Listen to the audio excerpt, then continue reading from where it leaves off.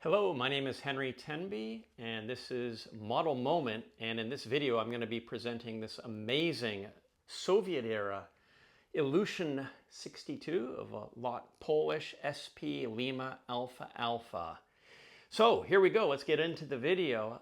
For those of you that are av geeks and hardcore classic airline fans, you'll know that this is the equivalent of basically the VC-10. The Russians developed a four-engined intercontinental jetliner to compete with, well, the VC-10 as well as the Boeing 707 in the mid-1960s that could seat upwards of 200 passengers on intercontinental sectors. And that aircraft was in fact the IL-62, which is what we're looking at. And this particular model is a very rare sheet model IL-62 in 1/48 scale. And I do believe it was produced by a private enterprise in Eastern Europe, possibly in Poland, as many of the then Soviet bloc airlines outside of Russia, or at the time, or the Soviet Union proper, had these models produced for their IL-62 airlines. And LOT Polish was no exception. These models are, well, today they're very, very, very rare, hard to find, and often thrashed to beyond belief. The reason being is because they're made of sheet metal, which is quite a soft metal, and it easily damages, and it's extremely costly to repair. So first you've got to find one of these models, and well, this model is in absolutely immaculate condition. I've put the aircraft through an extensive multi-year refurbishment, which took dozens and dozens, if not over 100 man hours to accomplish. And I'll tell you about that in a moment. But in terms of the aircraft, LOT Polish used these on their prime yield routes, I guess, into Moscow out of Warsaw, and of course to New York, the United States, and to Montreal. I know that for certain. And this particular airplane, SP-LAA, was actually the very first tail number delivered to the LOT Polish airline in, I believe, 1972. And a total of 7 IL-62s were delivered to LOT Polish. They were in service between 1972 and 1992. But 2 of the aircraft, including this one, were the very sad, they resulted in very sad accidents. And this was the first, actually. I believe it was in 1980, this very airplane, SP-LAA, was operating from JFK back to Warsaw. And you can read about it in Charlie Kennedy's fabulous book, Sorry My Fingers Are Covering the Titles. It's Jetliners of the Red Star, which I highly recommend. And the aircraft, apparently, when it was on approach into Warsaw, they had a landing light indicator light malfunction come on. So they initiated a max power go-around. And during that max power go-around, one of the engines failed. And I believe there was a catastrophic explosion, which ignited a fire in the rear section of the aircraft. And very sadly, everybody perished. I believe there was 87 passengers on board. So this airplane did meet a very sad fate. And LOT Polish wasn't immune from IL-62 accidents, actually. 7 years later, another LOT IL-62, this time heading from Warsaw across to New York.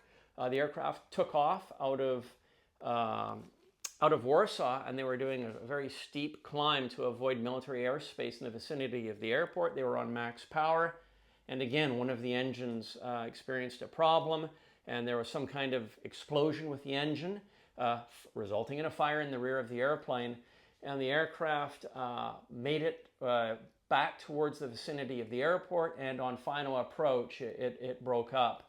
And with the loss of all, I believe there were 180 odd passengers on board. So LOT Polish had some sad accidents with this particular airplane, and that is the fact. So We'll talk about the model actually. So as you can see, this model is 1/48 scale. It's huge. I guess it's measures about 40 inches by 40 inches.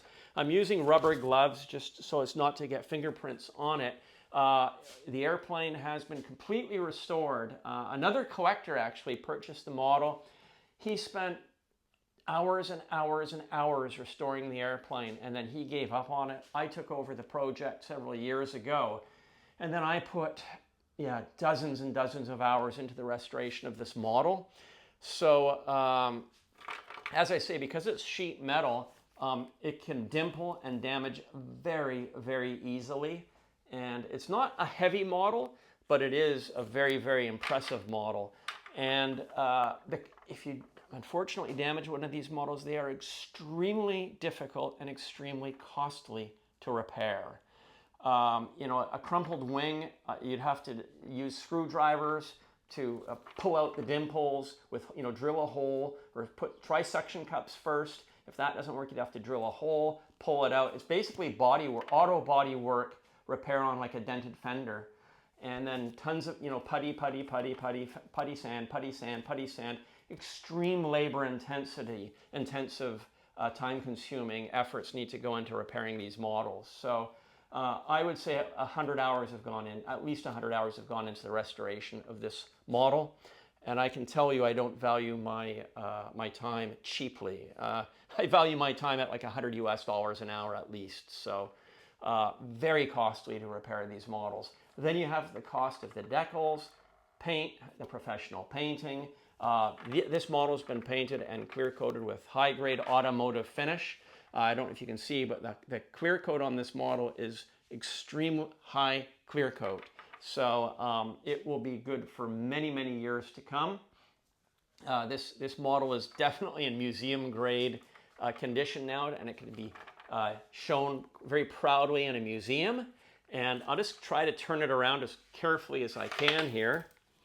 And basically, there's metal fragments floating around on the inside of the model. This is how it is over the course of repairs. Things come loose and float around, and that is what it is. But it certainly in no way affects the beauty of the model.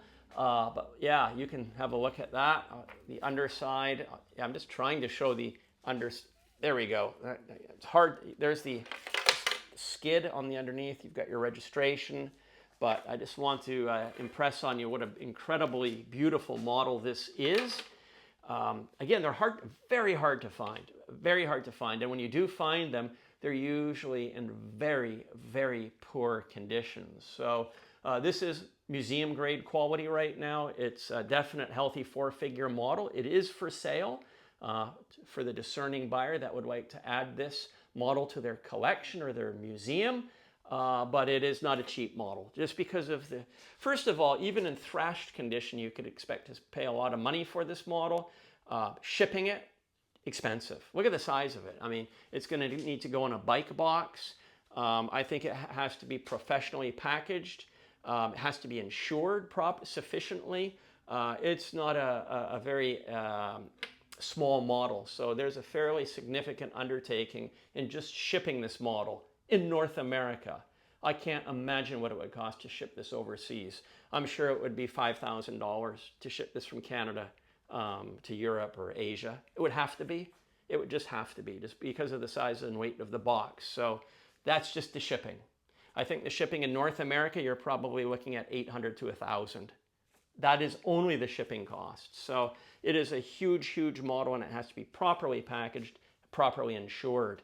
So have a look at it. It's absolutely fantastic. It's just a real unique model. And I would venture to say it is probably the nicest condition of its kind on planet Earth. If somebody out there has one that's in this nice condition, do chime in the comments and let us know what you've got. But just by virtue of the extent of the repairs and the refurbishment that this model has gone through, I can't imagine there being another example that's in a nicer shape and presents nicer than this. So yeah, when I put the airplane through its restoration process. It just took a long time because it had to be basically it's such a large model and so much in the way of repairs all over. Dimpling, pockets had to be, low areas had to be adjusted, and it just required so much labor in terms of making it all absolutely perfect. As you can see, there's the exhausts, but yeah, it's a really impressive model. And now they did supply these on stands, which had a screw cup, which went on to the underside of the model, and there was sat on a ball, and it would rotate on a ball. Well, the stand on this model is long gone. So my advice would for it to be the best idea would be for it to be strung up on the ceiling. I think that's kind of how it presents nicest. And however, another idea that I had was to have a plexiglass cradle produced kind of with shapes basically like my hands, and it would sit in the cradle kind of like that. But that's just an idea that I had that perhaps somebody might want to think about if they wanted to acquire the airplane. That could be that cradle could easily be made for sure. I'm just trying to hold. There you go. Could easily be could be made. And but as the model is now, it's basically for tie-up onto the ceiling. And it's incredible. It's really amazing. I don't believe that TU-134s or 154s in this scale were done in sheet metal. I think they were made in plastic fiberglass, because they do have in the background, it's visible kind of where I'm pointing the tail to. I have an Aeroflot TU-134 and 150 scale, and it is made of some form of plastic or fiberglass. So I think the sheet metal construction was the exclusive domain of the IL-62 when you got into the 150th or 148th scale. I'm not sure if it's 148th or 150th scale, but it's definitely it's around that. It's around that for sure. So some interesting factors. I like the that's kind of a nice feature. I'll just try to turn it around. We have, I don't know if you can see this here, we've got the IATA logo by the door. And yeah, just a very, very beautiful model. I definitely look forward to seeing your comments on the model in the comment section. Don't hesitate to leave a comment. If you have one of these models in your collection, would love to hear about it. If you have one that's for sale, let me know as well. But if you'd like to add this model to your collection, don't hesitate to drop me an email. We can certainly talk about that. My email is presented right here. It's henrytenby@gmail.com. henrytenby@gmail.com. Send me an email and we can speak about your acquisition of the model. But as I say, we're talking very healthy 4 figures for this model, just by virtue of its rarity and the amount of labor that went into acquiring it. And of course, you'll have to factor in very significant shipping costs and insurance. So this model is for the very serious Eastern Bloc, Soviet Bloc collector. Fabulous, isn't it? Absolutely fabulous. Long live the IL-62. I've had several flights on IL-62s when I went to North Korea in 2015 and 2016. And my favorite seat was about right here, right by the engines. And I'll never forget. It was absolutely a magic experience to have my flights on the IL-62 in North Korea. So there you have it. Hope you enjoyed the video. If you did, please leave a comment. Look forward to seeing your comments. And if you're not yet a subscriber, you know the routine. Hit that subscribe button, which is in the lower corner frame of the video. And I'll look forward to seeing you on the next video. Thank you so much for watching. Long live the IL-62. Hi there, my name is Henry Tenby. I'm very pleased and very proud to announce the publication and immediate availability of my air travel time machine, Kodachrome Memories 1960s. This is a 2-volume book set.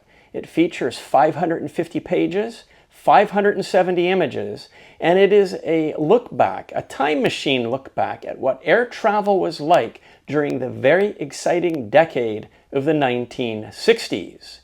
These are random traveler Kodachrome images that were taken by passengers as they were traveling. I've passionately collected these images over the past 30 years. They depict air travel and what the experience of air travel was like during this very exciting period. These aren't just boring static pictures of airplanes like the types that have appeared in aviation books by the hundreds, if not thousands, over the past many decades. These are unique images taken by people of the day in the midst of their exciting, amazing travels back in the 1960s. I thought it was a better idea to present all these amazing pictures as a 2-volume set, which would allow for many of the images to be pictured in full-page format. This is a follow-on to my now sold-out Air Travel Time Machine Volume 1, which covered the period of the 1940s and 1950s, which I should point out sold out in less than 1 year. You now have a very good visual idea of what this book set is all about. I expect that this limited edition print run will sell out quite quickly, so now is the time for you to make your purchase. You can click on the link that's contained in the upper right-hand corner of this video screen. There's also a book purchase link that you can click that's contained below in the description of this page underneath this video. Once you get your books, don't forget to send me an email and let me know what you think. As these are random traveler images, there won't likely ever be another 1960s Air Travel Time Machine book series. The simple reason is that it takes me so long to find them, literally 30 years. When this book volume is sold out, I can assure you it is sold out forever. So now is the time to be sure to purchase your copies of these books. And I'll get them shipped out to you right away. Thank you for watching the video. I hope you enjoyed the books as much as I enjoyed putting them together.